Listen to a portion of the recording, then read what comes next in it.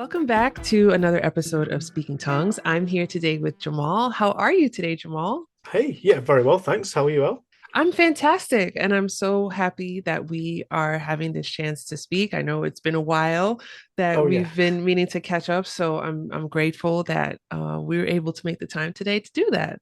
yeah, me too. I've really been looking forward to Yeah. this. Sucks to be here. I'm excited to have you. So let's start with the same question I open with every episode, which is what is your first language and which languages have you learned to speak? So my first language is English. I have grown up somewhat around Punjabi, which is what my family speak.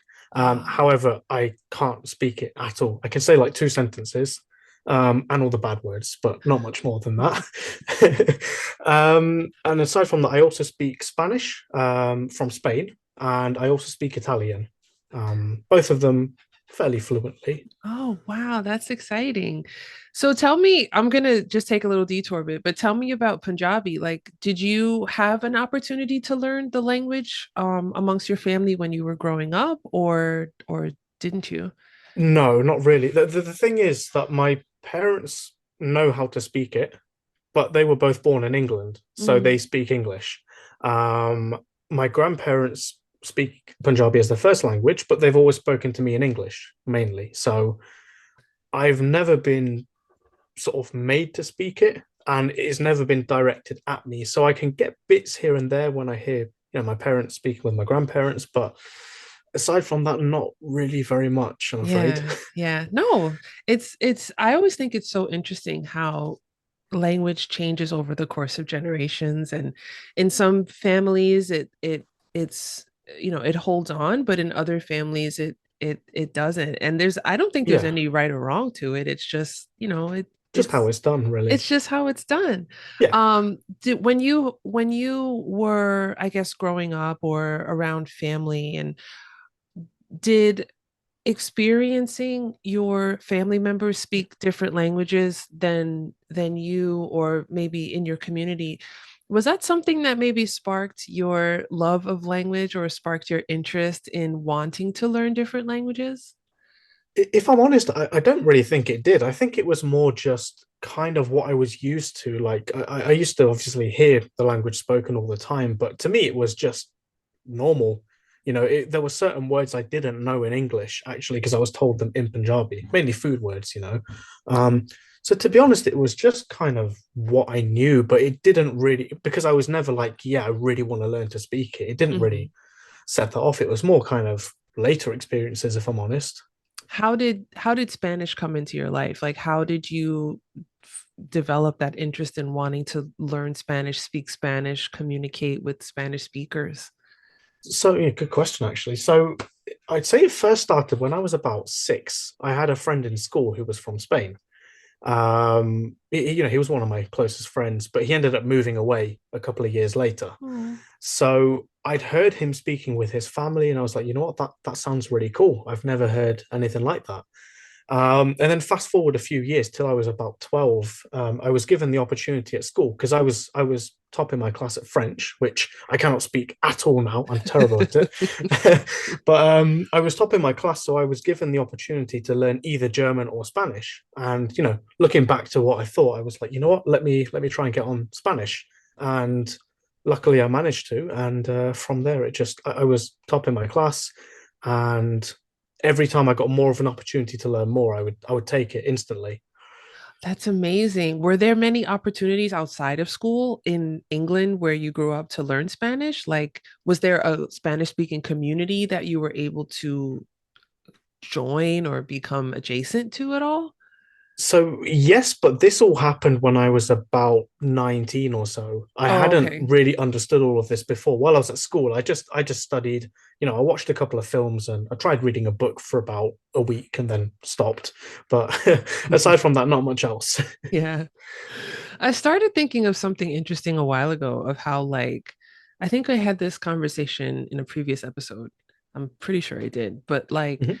the act of learning a language in school and how it's so academic, obviously. And it's really interesting how we're able to, I think all of us, especially all of us over a certain age, have access to learning a second language in school. Mm. And it's like you can get good grades in that and you can do really well in the classes, but that doesn't guarantee that you're going to have that spark that makes you really want to learn more, like how to express yourself, how to communicate, or how to go further into fluency or upper higher levels of the language. And I'm saying Yeah. all that to say I think it's really cool that you were able to do that. Do you feel like you had a moment when it wasn't just an academic class for you and a grade to get in school, and it actually became like, I want to get closer to this language. I want to really understand the culture more of it. Did you have one of Yeah. those? Yeah. I know the exact moment it happened. I can picture it really clearly because I remember this that, when I was studying Spanish at school, I did it for about 5 years. I was top of my class. I did really well in my exams. And, my teacher was excellent. He was really good at teaching me and inspiring me to want to, memorize everything. I'd worked really hard on it. But I remember when I was about 16, he was I had two Spanish teachers at this time, and one of them walked into the room and then they started to talk to each other in Spanish, and I understood nothing. I was like, I've been learning for 5 years and I'm top in my class and I don't know what they're saying. There is Right. a problem here. Right. um, and that was the first moment I kind of realized, you know what, I might be good at it, but if you put me in Spain right now, I wouldn't have the first idea how to survive because I could, read off verb tables, but that's not real life. That's awesome that you made that connection, I think. So tell me how long after that was it that you went to Spain for the first time? And I'm assuming Spain because it's in Europe, but if you Yeah. went to another Spanish speaking country or even Latin America, like what was it like, or how long was it between the time you had that moment and the time when you went to a Spanish speaking country? So just to clarify, I've never been to Latin America. I would love Okay. to go, but I've only been to Spain out of the Okay. Spanish-speaking countries. It was probably about 4 or 5 years actually. I the first time I went to Spain was when I'd actually started learning to speak a bit better. When I'd really got into it, once I started properly studying at university, and I took maybe about a week holiday with one of my cousins. And then I actually made the effort to start speaking to people while I was there as well. It was scary, but I did it. Yeah. Yeah. What was that like? Like were you I'm thinking of the times when I've gone to, like Italy, and I think, yeah, my Italian's great. Like I got this. And I get there and I'm like, wait a minute. Oh yeah. If I'm honest, so what happened just before I'd gone is I'd been spending a lot of time with Spanish people that were foreign students in my uni.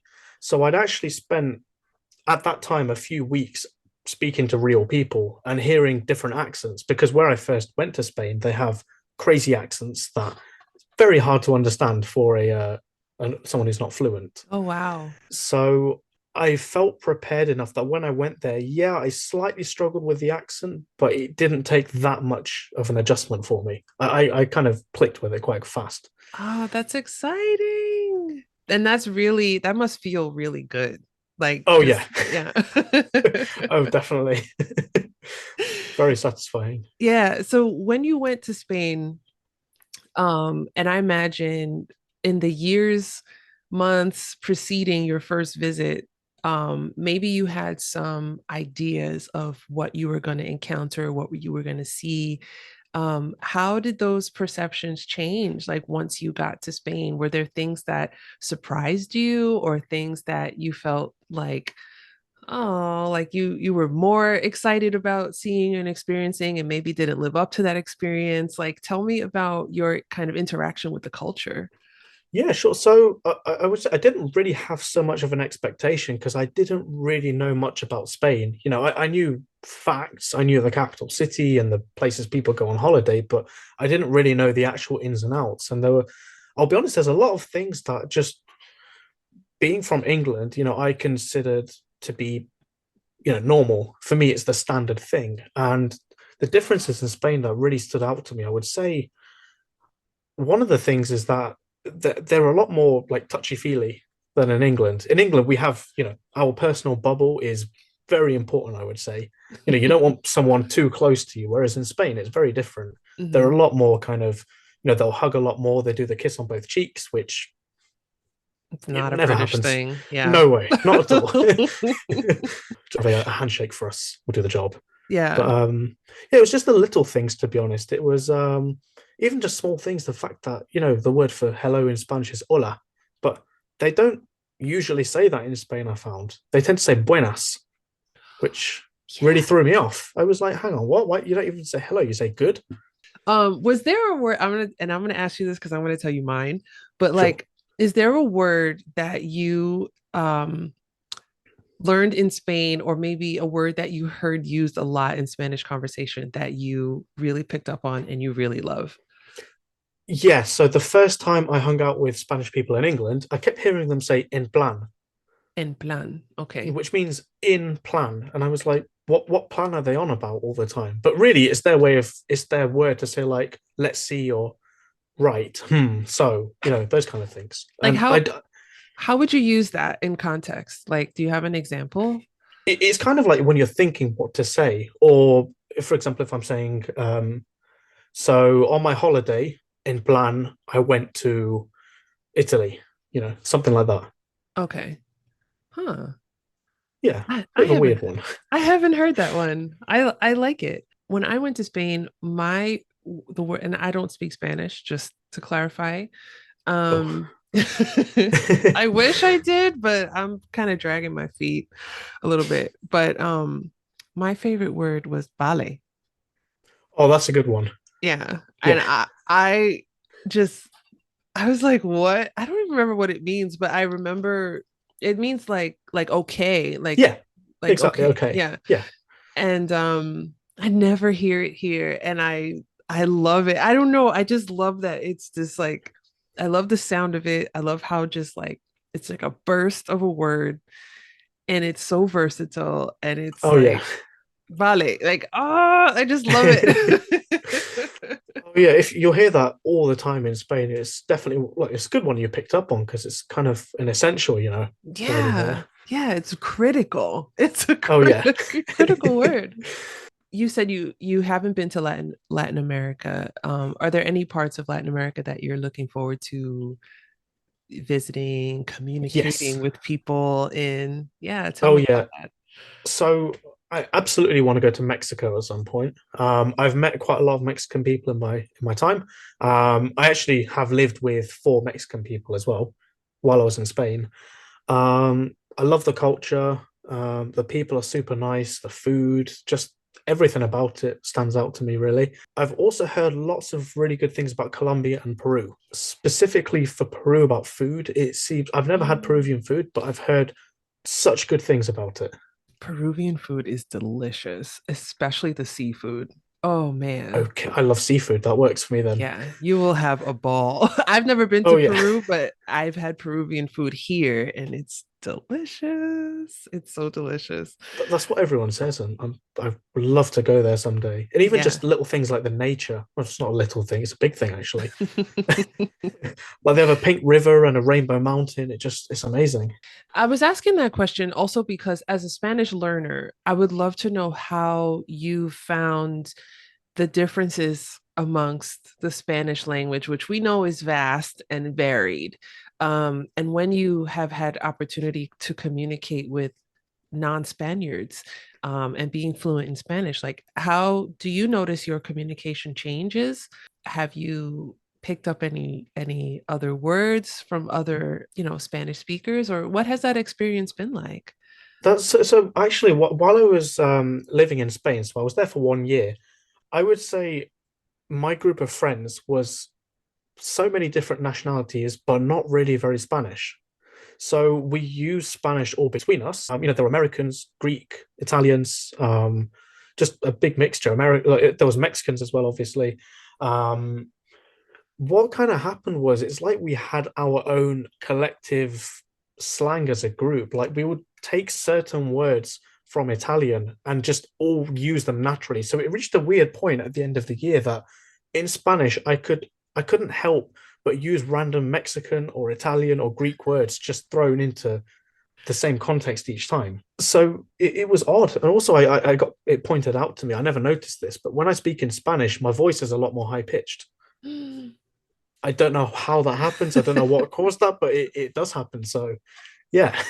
It does happen. I mean, it happens to me. I think it happens to a lot of people. I don't know why.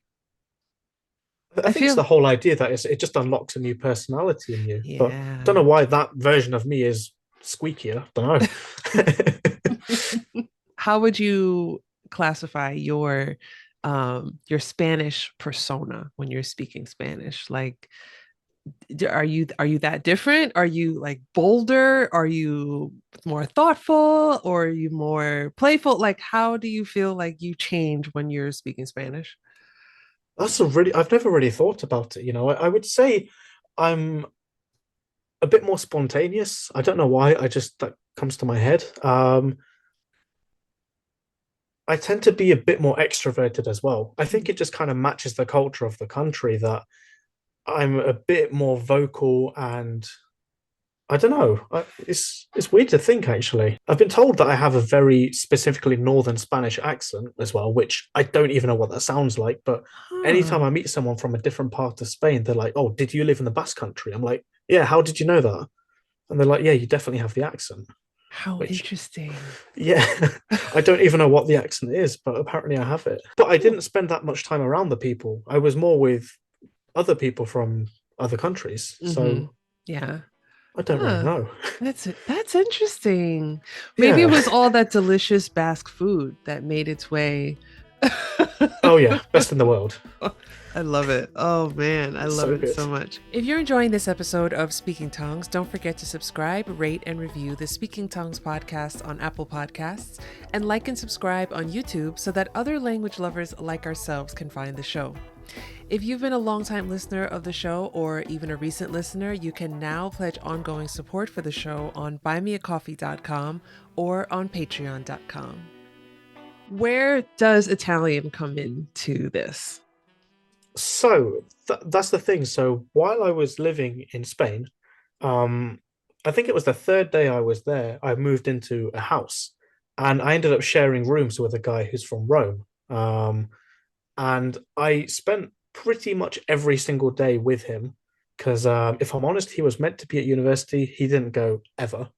So we would just be at home, relaxing, socializing. And I kind of joined his group of friends. His name's Federico. He's actually now my best friend. Oh, hi, Um, Federico. yeah, he's a good guy. Basically, I ended up spending a lot of time with him, and the way this came about was I'd say to him, "Look, teach me something funny in Italian," because every time I meet someone from somewhere, I need to get them to teach me something in the language. Yeah. And it turned into this little kind of running joke with us that he would teach me something really, I don't know, funny or vulgar, just something not too boring. And what Hmm. he would do was he would make a video and like put it as a story on Instagram just for everyone who he knows. And he would say, "Hey, Jamal, say something to me in Italian." I'd respond back with something really quite bad, but really funny at the same time. And I just kept learning little bits like this. And it was just kind of a joke at the time. And then from there, a lot of our friends were Italian, so I'd heard bits in the background over a few months, and I wasn't really paying attention, but I started to pick up on little bits. And then what happened one day was I decided I was like, you know what, let me actually take this seriously. I have a good opportunity to learn one of my favorite languages. Why not Hmm. do it? Yeah. So, I met up with one of my friends for a coffee, and I was like, look, I want to speak as much Italian as I can right now. It was terrible. There was like 10% Italian, 90% Spanish, and it was not working. But I got like 1% better. So I kept seeking out these chances to, find a way to speak a little bit more, until at one point, this friend of mine, Federico, his some of his friends from Italy came to visit for a week. And I decided, right, I'm going to spend 5 days with these guys and speak nothing to how difficult it is. And it was so tiring mentally. I was exhausted by just even day one, but I kept at it, and it changed my life. I would say, I'd say within 5 days, I was almost fluent in terms of I could speak without thinking and translating in my head. I wasn't perfect. I still made mistakes, and I had a really Spanish accent, but it made a huge difference. And from there, I kept practicing it and never stopped really. That's amazing that you were able to pick it up just from talking to people. Wow. Yeah, it was that's what I always recommend to people as well. If you're going to learn a language, don't worry too much about trying to get everything perfect. Just start. There's no better time to start than now. Yeah, yeah, that's true. Did you feel like any connection to Italian? Like, did you feel like when you were learning it? And I know that it's hard to go, and I don't want to say it's hard because that's not fair, but I know in my case, it was difficult to go from a Spanish classroom, which it was like Spanish was standard for us to learn, Hmm, you know, sure. and just having like the Spanish vocabulary and pronunciation in your head to an Italian pronunciation. Um, it's it's a difficult bridge to cross, I think, sometimes, because the pronunciation differs so much. Knowing that you had this connection to Spanish and you'd spent so many years learning it and perfecting it and living in the country, where was your connection with Italian? Like, did you feel any kind of emotional pull to it, or did you feel any kind of like different special affinity for the language once you started to learn it? I would say I had more of a connection to Italian because for me, Really? the way Spanish has always felt, it felt like a skill. I was good at it in school, so it was to get high, like good marks in my exams, and then from there, it almost felt like because everyone I spoke, well, most people I spoke to in Spain weren't from Spain, so it was a social tool for me. It was a way for me to learn more about other cultures and to meet lots of different people who I wouldn't normally speak to. Mm, I still speak to one Spanish person fairly regularly, but apart from that, it just kind of feels like a skill. I have a degree in it. I'm competent in quite like in pretty like reading, writing, speaking, listening. I'm okay in all of those. okay. But the other thing with Italian is that I've never studied it. I've never actually had an Italian class. Instead, it was been by speaking to some of my best friends and building really good connections like that. And then, I went on holiday to Italy that following summer after Spain for 2 months. And then I met lots of different people. And it was always kind of, they'd heard about me. They heard about Jamal, who could speak Italian, but spoke really weirdly and like said stupid things all the time. So it was always kind of, I don't know, it was always in a way that I enjoyed it more. It was more just for my own fun and to Mhm. build relationships rather than passing exams at any point. Yeah. That's so magical. That's so special to be able to experience a language because it's fun and there's no grade attached to it and there's no degree attached to it. Like Yeah. that's so special. Yeah. When you went to Italy, were you in Rome, like where Federico's from, or were you in another part? So I actually met up with him in Barcelona just before. So we went on a not a boat, a ferry ship, I don't know, Okay. cruise ship, I guess, to Sardinia. And we met a bunch of our friends from there. So two of them were from there, a few went there on holiday, and we spent a week camping around the island. If you don't know, by the way, Sardinia is an island in the Mediterranean, which is part of Italy, but it's sort of between Spain and Italy. I spent a week there, and then me and Federica then went over to Rome again on a cruise ship, and then I stayed there for about 6 or 7 weeks. So at that point, most of my experience had just been in Rome. When you got to Italy, and you speak Italian and you can have conversations and things like that. I guess same question with Spain. Like when you first got to Italy and you're speaking with people who are not part of this group, this friend group, Yeah. what was it like to communicate, and what were some of the things that you did great with or struggled with, or things you enjoyed or things that were tedious? Like tell us a bit about encountering that for the first time. Yeah, sure. So I mean, it's worth noting a big difference here is that I was actually speaking to native people all the time in comparison to Spanish, where they were, people from other countries. Hmm. So the level of Italian I was listening to was higher, I would say. But the thing that really threw me off is how much dialect diversity there is in Italy compared to Spain. In Spain, you can pretty much speak in the same way, and everyone speaks similarly to that. There'll be some differences in accent and a few different words, but in Italian, it's completely different. And I was meeting people they might be from one town over and they speak in a different way. And then they use words that even people from, I don't know, 5 miles away wouldn't understand certain words. The other thing with Italian is they word things really weirdly sometimes, I find. It's it's little things like if they want to ask you what your shoe size is, you translate it, what number do you carry? Hmm. Or, for example, if they want to ask your surname, it is quite common to ask it as of surname, how do you do? So it was just getting used to these little differences like that. But I would say the thing I did really like is just because they were native, but they were also speaking very informally. I got to learn a lot of slang, a lot of more enjoyable ways of speaking that I didn't Hmm. get to do so much in Spain because it was Yeah. just a more standard version of speaking Spanish, if that makes sense. Yeah, that's a great point, is like day-to-day speech and how it varies. And I think like it might be something that for someone who's learning the language and then they go to a country where the language is spoken, it might suck the joy out of it because you don't get to communicate informally. And then you're saying things like, like how do you do instead of like, hey, what's up or something Yeah. like that. And then people are like, oh, you talk funny. And then they don't want to Yeah. talk to you. It's not the same thing. Yeah. Like, you don't, why are you talking like that?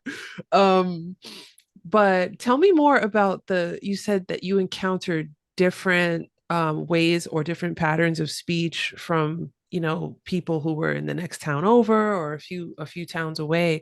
As you and you can also tell us like how extensively or widely you traveled in Italy, but how did you notice um specifically, how did you notice the language changing as you moved through Italy and the more you encountered people from different regions of the country? Yeah, so I would say what I've seen in the north of Italy, they tend to speak standard Italian. They have dialects, but they've fallen out of use. It's mainly the older generations that speak them. Like the younger ones can, but they don't, if you know what I mean. Whereas the further south you go, once you hit sort of Rome and everything below, it's the other way around that they tend to speak more sort of naturally in their dialects, which they can get really, really different from Italian. Mm, And what I would say, so my friend Federico, his childhood best friend, is called Ricky, and he was one of the few people that I spent time with in Spain to learn Italian. So I met up with him again in Italy, and the thing is, he's from Naples. So he grew up in Rome, but his mum is from Naples. His whole mm, family's from there. So from him, I started learning how to speak. So they have a language called Neapolitan. It's similar to Italian, but it's different enough you can't just understand it straight away. And just from spending time with him and his family, I just came to realize how much of a difference there is. Just even considering it's 2.5 hours maybe from Rome to Naples, and it's completely different. yeah, It's like a whole other world. yeah. And that was one of my favorite things was just every time I met someone from a different part of Italy, I'd ask them, what's one thing or one word or one expression from your region that's unique. And Hmm. I have it all in this little list on my phone, and I learned as much as I could. Did you have an opportunity to learn any of the regional languages in Italy? So the closest I would say was Neapolitan. So there was a point actually that so Ricky invited me to go and stay with his family for a few days in Naples. And I still remember this. We're at the dinner table and they're speaking in Neapolitan. And then Hmm. suddenly they turn to me and say in Italian, "Hey, sorry, Jamal, I've just realized we're not speaking normal Italian. We'll try and do that." And I said, "No, please don't. I want to listen to you speak in Neapolitan so I can pick up more." Hmm. And I just throw in a little sentence here and there because I can say a few things in Neapolitan, but not that well. I'm not fluent Yeah. at all. Yeah. But it was just such a rewarding experience because I got to spend time with a Neapolitan family, which this is so far from my usual reality. This is from knowing someone in Spain to meeting his friend to then meeting his family, which is it's just so far away from what I know. Yeah. And that's maybe that's a testament to what language can do. It can take you on journeys that you maybe never even imagined that you'd go on. And Yeah, it's absolutely. so wonderful. In Rome, did you have any encounters with like the local Roman vernacular that people were using that was not because and I'm asking this also because I've never heard it. And I know, I know Italy pretty well in terms of like, the different regional languages that are spoken, but I've never had a chance to hear it. And have you had any encounters with the Roman vernacular? Absolutely. I would say I've actually learnt to speak the dialect more than the real standard Italian. Okay. Because the thing is, like Federico is my best friend. He's going to speak to me in the way he feels most comfortable, which is Roman dialect. And then I would meet his friends and I'd meet Ricky's friends. They all speak dialect to me. So that's how I've actually learned to speak to the point now that if I try and speak standard Italian, I can do it, but it doesn't come to me naturally. Huh. So the Roman dialect as well is not that difficult. Like it's not so different from standard Italian, but there are definitely some differences. And So, most people in Italy will understand, but they can't necessarily speak it. right. Tell us tell us some tell us a bit about some of those differences between the standard Italian and the way that Romans speak to one another. Are there certain things like examples that you can point to where we'd see some clear differences between the two? Yeah, so a big one is in the verbs. So for example, every verb in Italian ends with are, ere, or ire, but they cut off the R and E at the end in Rome. So parlare becomes parla, or venire becomes veni. And on top of that, if they want to say, I am speaking, normally you'd say sto parlando, but they say sto a parla, sto Oh veni. So my it's God. little things like that. You'd start to pick up on them. It's not that difficult, but it's definitely a difference. Hmm. And then the other thing as well is that when it's the conjugation for we, so we speak would be parliamo, but they say parlamo. They take the I out. Wow. I like that. It's so much more fun, honestly. I love it. I feel like that would make my Italian lessons so much easier. It's actually yeah, so much easier because the irregular ones then become regular Mhm. half the time. It's so much easier. I wonder if that kind of became, well, I'm not a linguist, so I don't want to I almost don't want to step into this arena, but it just makes me as a person who grew up in a big city, it makes me wonder if those shortenings come because you have to move quickly, you have to speak quickly, you have to do business quickly, and if it maybe evolved in some kind of way to just, cut out the middleman. I have no idea personally, but I know it kind of happens in the South as well. They tend to do a similar kind of thing. Mhm. Um, Not in exactly the same way, but they do tend to cut words off quite a Yeah. lot. Like Yeah. in Naples, for example, to say like guy or dude, they say guaglione, but if they say it to someone, they say guaglio. It's like saying dude. Hmm. So they tend to cut a lot of words off in the South. I really think that Neapolitan Napolitano is so cool. And I always remember the first time that I had a coworker who was from Rome. Oh gosh, I totally forgot. We weren't close or anything, but I remember we have an Italian language newspaper here called Mhm. Oggi. I don't even know if they still publish it, but at the time he would buy it every morning, and he found like a poem in Napolitano one day, and Oh he wow. he said to me in the newspaper, and he said, read this and tell me if you can understand any of these words. And I was like, what? No, I didn't. Do you have, I know you said you were picking up a lot of slang. like especially Roman slang. Do you have any words that you hear commonly in Roman conversation that you picked up and that you enjoy? Yeah, there are some essentials. So number one is it's definitely a slang word. Da ye means sort of like hell yeah. It's kind of some. It's it's an exclamation Hmm. of. You might say it to encourage one of your friends or something. You know, Hmm. if they're doing, I don't know, if I'm performing. This happened a few times where I'm playing some guitar in front of people. And one of my friends is like, "Yeah, go on, Jamal." They'll be like, "Da yeah." And another really useful one, you'll hear this all the time in Rome, is andiamo, which means let's go, which you may know as normally in Italian andiamo, but becomes annamo. Anamo. More fun, I think. I much prefer saying it like that. So much fun. Oh my goodness. Oh my goodness. I might be fluent by now if I started in Rome. Oh, yeah. It's I so much love more it. fun.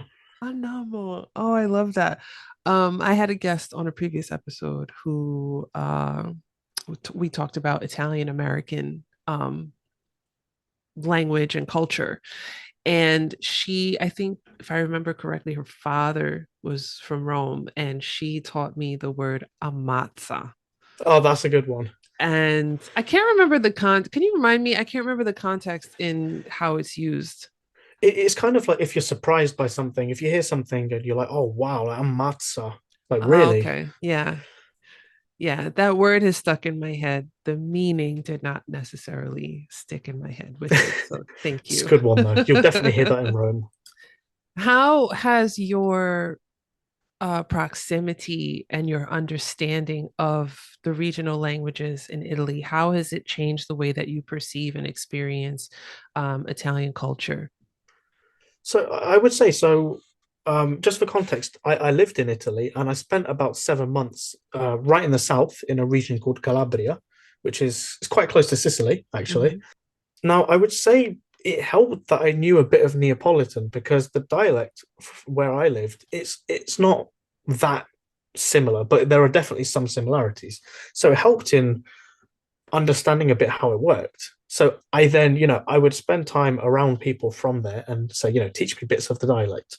And through doing that, it helped to build good relationships with people, because it shows I've made the effort to try and actually learn their dialect. But it's also a really good icebreaker. They're like, hey, this is Jamal. He's from England and he's living in a small town of 60,000 people. And then I come up with something that no one expected. It really helps to break the ice. And because of that, I got to meet so many people I wouldn't normally meet. And because it's the south of Italy, they're so friendly. These are people that will offer everything, like even if they have very little. Mm. And they'd invite me to such cool events, parties, festivals, all these kinds of things. I'd go to stay over at Christmas with some people. And it just gave me such a rich understanding of the Italian people. And I haven't been back actually since, because when I was there was when actually the pandemic started. Oh, Was the okay. one to be there. So I haven't been back since, but it's stayed with me. Yeah, Like I can't wait to go back to South Italy. I need to find the time to do it. I know. It's so special. And please find the time because I feel like, you know, I spent some time in Italy and I always swore to myself, like, I'm going to come back and I'm going to be here like for years and years and years. And then next thing I know, it's been 17 years since. So Life happens. please find the time to like, to make it happen. Um, 100%. you mentioned Christmas, Yeah. and I'm curious, especially because you're English, and I know that England has its Christmas traditions. Tell me about experiencing Italian Christmas traditions and what things you enjoyed experiencing, what things were different, what things were fun. Did you like the panettone? Tell me everything. That was one of the best parts. It's probably worth mentioning actually. I've never until I'd celebrated that Christmas, I'd never celebrated Christmas at all because my family don't. Because like my family is from Pakistan, so I've grown up in a Muslim family, so we Hmm. don't tend to celebrate Christmas. So Okay. my first experience was in Italy. So it was really unique actually because I spent the weeks leading up to Christmas in the south in Calabria. I spent Christmas Day and Christmas Eve in Rome, and then I spent Boxing Day in Bologna in the north. Yeah. So I got to see three different sides of it in just 1 year. Hmm. And it was so as I can explain, I made a friend, my friend Ricky introduced me to one of his friends, who is also a very close friend of mine called Frank. And I ended up spending Christmas Eve with Frank's sister's in laws, which I don't know how that happened, but I ended up spending Christmas Eve with these guys. And I discovered that in Italy for Christmas, the rule is basically eat until you feel sick and then keep going.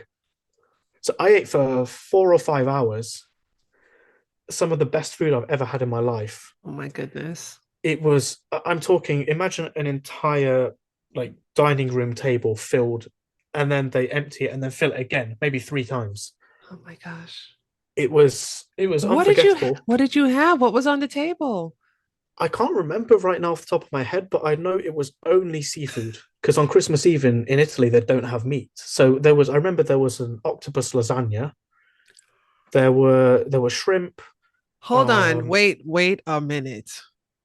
Octopus lasagna? it was unbelievable. So so good. It sounds weird, but No, it doesn't. I would highly recommend it.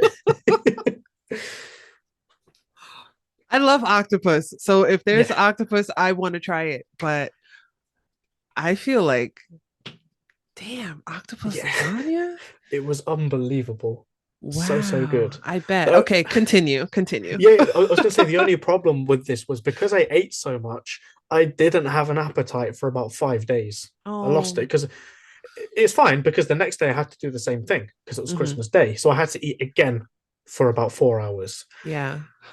But it was so cool to see this, just seeing how big the culture is of food. Because in England, I'll be honest, our food culture isn't that big. It tends to Hmm. be more about food from other places, Yeah. which I think is similar in the US somewhat. Yes, yes, definitely. Um, like the Great American Hot Dog, which came from Germany, or the pizza, or the bagels from Poland, the pizza Yeah, from Naples. French fries from Belgium.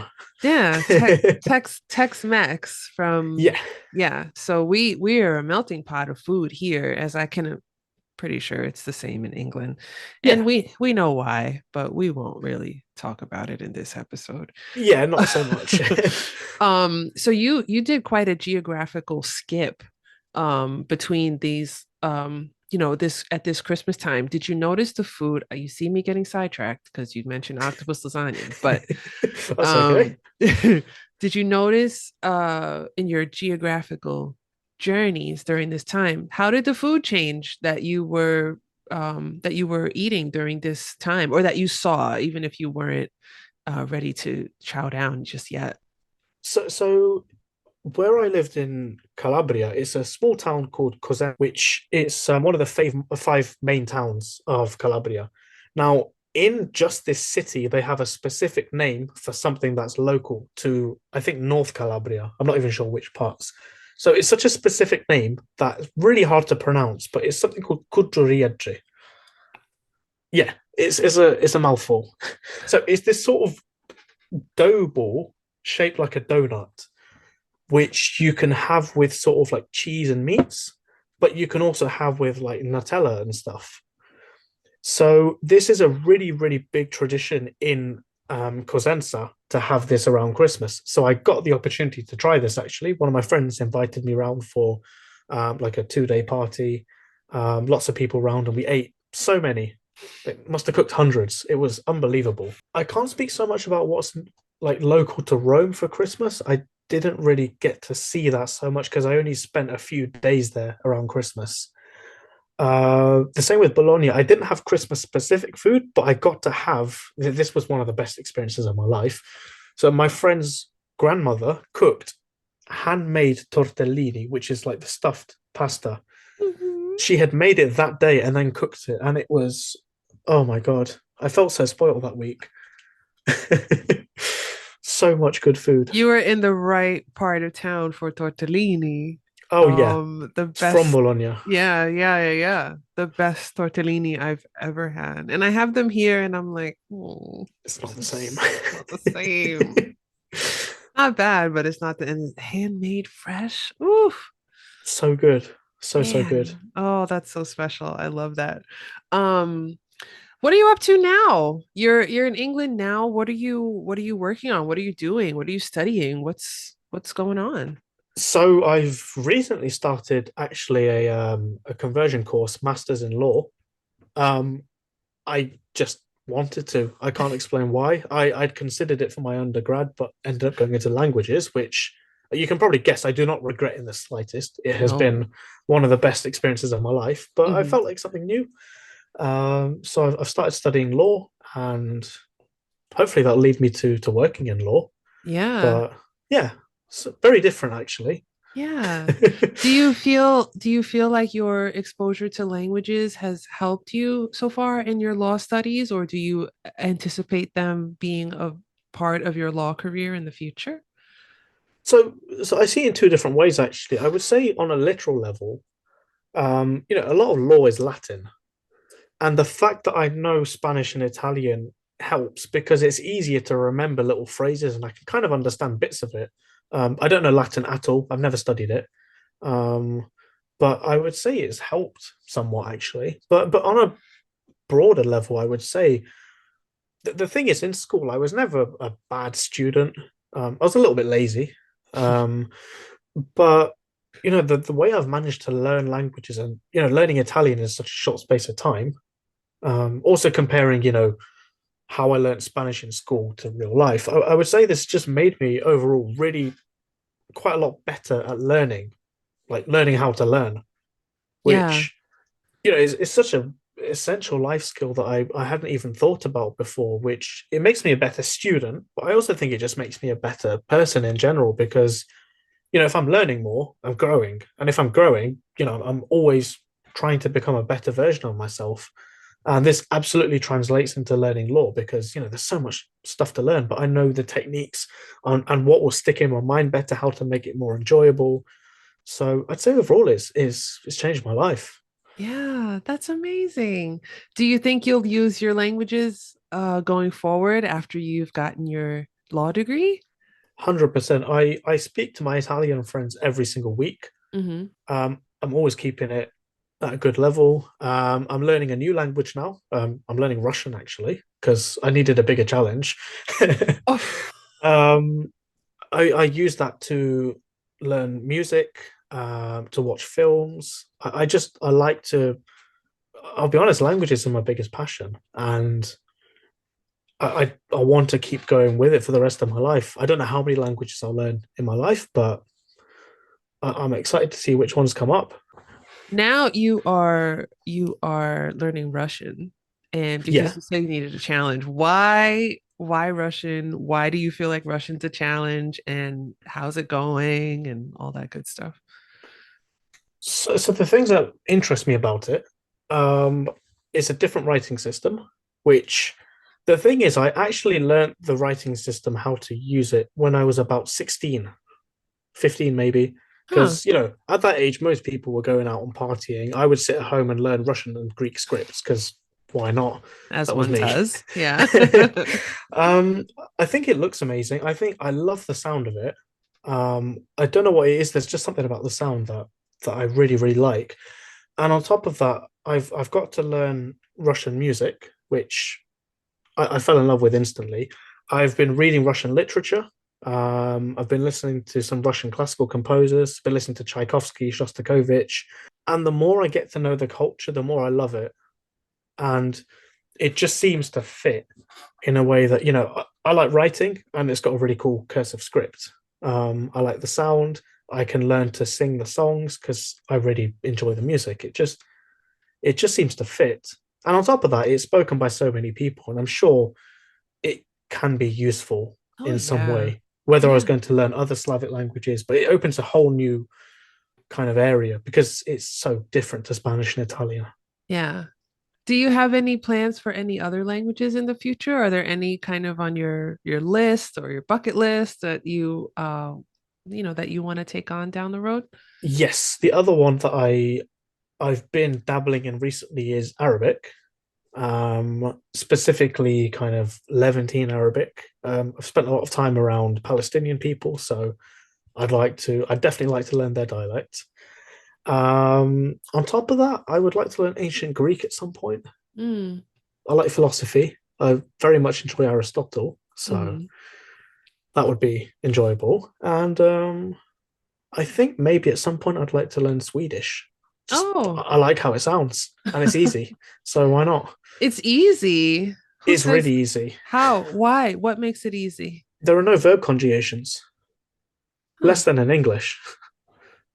Tell me more. So for example, like the present tense to be is är. So I, you say jag är, du är, hon är, vi är. For every person, it's the same thing, and it's so Mm, similar to English. hmm. So why not? It sounds cool and it's not that hard. So I'd Yeah. be up for it. So we've got Swedish and we've got Roman slang on here. Easier languages for me to pick up someday. I have yet to have a Swedish speaker on this show. I am actively searching for one. So this is why I don't know anything about Swedish. So it's really cool to learn about what you're doing, about your plans, about your connection to Italy and to Spain, and how that's made you part of who you are today. It's very Big time. cool. Yeah. Yeah. Is there anything else that you'd like to mention about, the languages that you speak or the culture that you've encountered? um, I would just say that the thing is, I feel like as a person, I consider myself as I've picked up bits of every culture I've got to know quite well. So at this point, I feel part Pakistani, part English, part Spanish, part Italian, and I just love the idea of picking up the bits I like the most about places and continuing to search for more things that I like so much. And that's the real reason I love languages so much. It lets you hold up that mirror to your own culture so much, but then you get to see things in a way you never would normally, which for me is magical. It's so cool. It really is. And I think more people need to think like you and just be open to experiencing parts of culture and keeping it with them, keeping it safe, and really Yeah, cherishing the opportunities and the moments that you have to talk with people who are part of this culture. Because people ultimately, I feel like, want to share their culture. yeah, People are so 100%. proud of where they're from and so proud of how far they've come and where they've gone. And I think it's really a joy to be able to hold space for that. And I think more people need to be like you. Yeah. Best trick is just to listen to what people have to say, and you learn something. Absolutely. Yeah, everything's a learning opportunity. So Yeah. this is wonderful. Jamal, thank you so much for this conversation. Thank you, El. It's been Yeah, awesome. yeah, I had a wonderful time getting to know more about you and more about your language background. So, I like to end each episode with the same question in each episode because this is a chance to learn. Like we said, everything's a Yeah, chance to learn. Do you always. do you have any jokes, popular sayings, tongue twisters, cool slang words, idioms, words of wisdom, or words of advice in Spanish or in Italian to share and to teach us? Yeah, so can I give two actually? I've Of got course. one which is kind of a cultural piece of advice and one which is kind of a joke. All right. So the first one, they're both in Roman dialect of Italian. So the Okay. first one is chi mangia da solo si strozza. Chi mangia da solo Si strozza. si strozza. Oh, Yeah. you made me say something bad, didn't you? No, it's nothing bad. Okay. No. The literal translation is the person who eats alone chokes.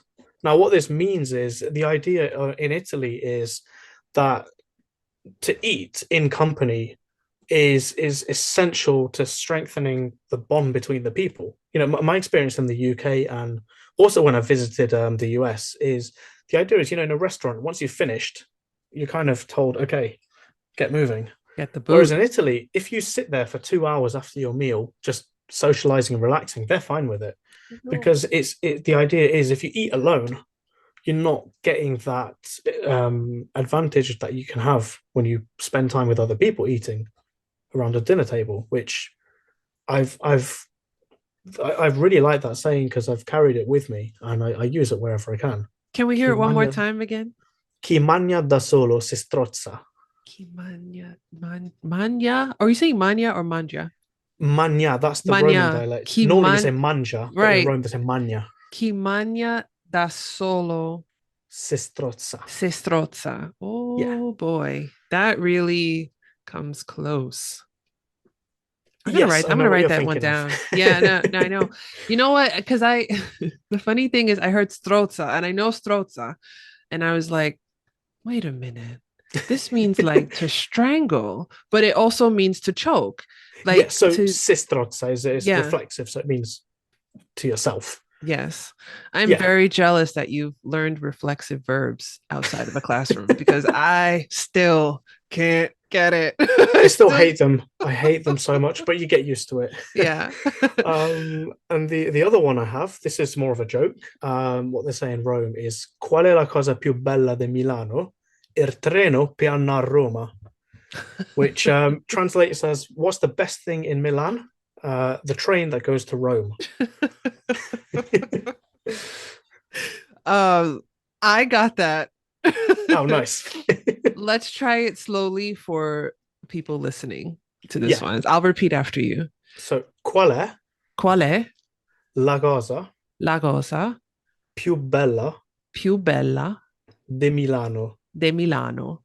Yeah. So, qual è la cosa più bella di Milano? Qual è la cosa più bella de Milano? Yeah. And the answer is il treno Il treno per andare piana a Roma. a Roma. Il treno piana a Roma. Yeah. Il treno per andare a Roma. Jamal, thank you again. Thank you, El. It's Thank been you. awesome speaking to you. Yeah, likewise. Before I let you off and send you off into the sunset, um, um, just one quick question. In a situation like this where you've been having conversation with someone, you've been enjoying the conversation, and Mhm. you're about to go your separate ways, in the first language you think of, not English though, um, what would be the best way to say goodbye? First thing that comes to my head would have to be Italian. Ciao. Ciao. Yeah, ciao. Love it. Or a dopo, which means like see you later. A dopo. Yeah. Yeah. Ciao, Jamal. A dopo. Ciao. Ciao, El. It's been a And pleasure. yes, absolutely. I will be talking to you soon. Bye. Absolutely. See you soon. Bye bye. New episodes of Speaking Tongues are available every Monday, 7 a.m. Eastern Standard Time. Don't forget to subscribe to our YouTube channel and to like and share episodes with other language lovers like ourselves. Ciao!